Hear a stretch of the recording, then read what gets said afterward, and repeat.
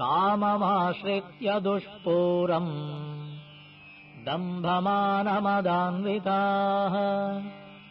मोहाद्गृहीत्वा सद्ग्राहा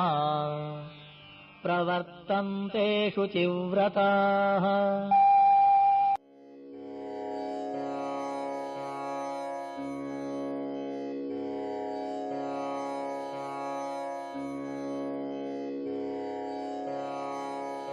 काममाश्रित्य दुष्पूरम् दम्भमानमदान्विताः मोहाद्गृहीत्वा सद्ग्राहा प्रवर्तन्ते शुचिव्रताः